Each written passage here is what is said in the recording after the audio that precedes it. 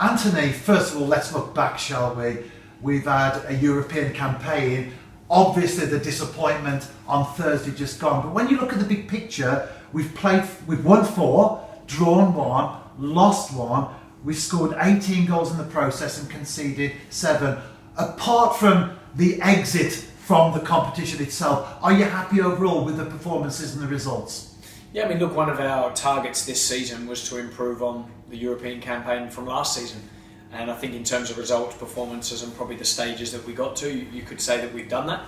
I really think with the way we've been playing and the way the new players have come in and settled in has been a real positive in Europe. And I think that if you take a team, well, first of all, if you the Lithuanian team we played was 10-1 aggregate overall, I think that's a really standout performance from all players, defenders and attackers as well, to be so clinical.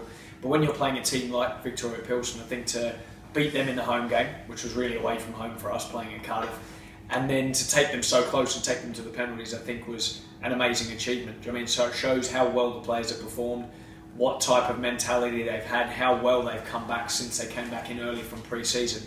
So yeah, we've got to say it's a successful one. We are, however, obviously disappointed with the result. Being in front, conceding late on, was an absolutely killer blow, and we can't look at that any other way. And there were some very disappointed players and staff members in the changing room afterwards. It's how it is. However, got to be proud of the players. I thought they were amazing. I thought in terms of the way they defended for both games, the way they put them under pressure, the way we didn't concede in the extra time and took the game to penalties, I thought was an unbelievable effort. So we've got to be proud of the guys with that. I don't think they could have given any more than what they had. So disappointed that we're out, of course, in the manner. However, a lot of respect for the players and everyone there. We didn't arrive back home until the early hours of Friday morning. We play our first JD Cymru Premier game on Sunday, 2:30. That's a quick turnaround. How does that affect general preparations as we look towards the game at Leighton Park? Well, I think it's more physically than anything. There are obviously a lot of tired bodies and some tired legs today in training, but we'll pick a team accordingly to that. The lads, to be fair, are in good spirits, and probably one of the reasons I think why I was similar to my question I answered before, but that I think they feel like they gave everything and gave a right amount of effort, the commitment and to the cause, and played very, very well. So I think although they're disappointed that they got knocked out, I think they take sort of some positives from it as well, which I think is a real good thing and shows the maturity of the group and how determined they are. I mean, one of our other goals this season, not just to improve in Europe, but was to win the league back. We're coming into the third season now, having not won the league. And it's a real motivating factor for these players. We want to finish on top come the end of the season. So we can dress it up or hide that fact any way we want, but that's our goal and that's what we want to do. That's what you need to do and be aiming for when you're TNS. So the players understand that, they know that, and they're keen to get going tomorrow. And I think after a loss, you want to get back on the game and play straight away. So a quick turnaround, I probably think suits us actually. And compared to the starting lineup in the Czech Republic, are we likely to see the same team, a totally different team, somewhere in between, or do we have to wait until the teams are actually announced on Sunday afternoon to find out? Yeah, I think we'll definitely see somewhere in between. There's definitely some players who won't make it due to whether they're injury or just general fatigue that really becomes a risk of playing. So sometimes if a player is so fatigued and done, obviously we had the extra time and the penalties and the travel and that sort of thing and a quick turnaround in games that it might be too big an injury risk for them to play. So we've got a couple in that category. We have picked up a couple of injuries, but then also we've got a few players that are fresh and ready.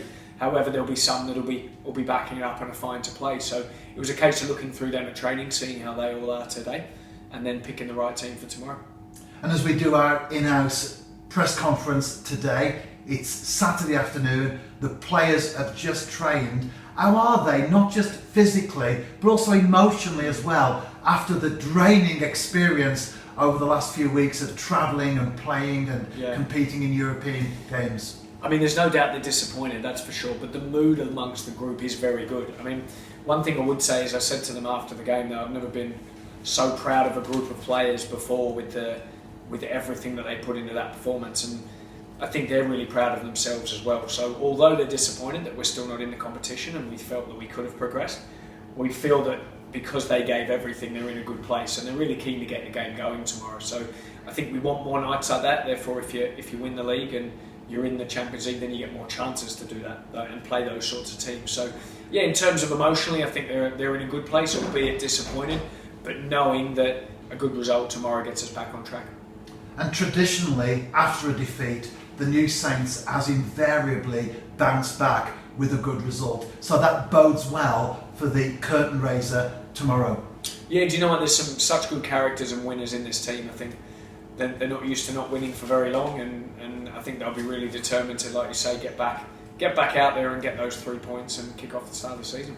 And do you have the starting 11 actually set in stone right now, or are you still mulling over perhaps one or two options? Yeah, we definitely are mulling over a few just due to the injury situation, the fatigue situation. So we've still probably got 3 or 4 positions that are still sort of available, and we'll pick them tomorrow. A lot of the players know whether they're starting or not already, but we did a little bit of tactical work today and gone through the team that could be the possible team. So we're nice and prepared and ready to go, that's for sure, whoever takes the pitch. And finally, from a general perspective, what is the availability and injury situation at the moment? Yeah, sure. Well, Ryan Brobble's still injured with his groin injury. It hasn't probably come on and picked up as much as we would have thought, so he's still out. We've got Josh Bailey, the young left back, who's still coming back, so he won't be available. Tom Holland's making progress from his knee injury, which is really good for him to see. Did a little bit of the technical today and done some extra fitness work, so he shouldn't be too far behind, but not up to the group. And then other than that, we've got some niggles and some real little ones just from the game, really, so we'll have to see whether they're ready and get through tomorrow.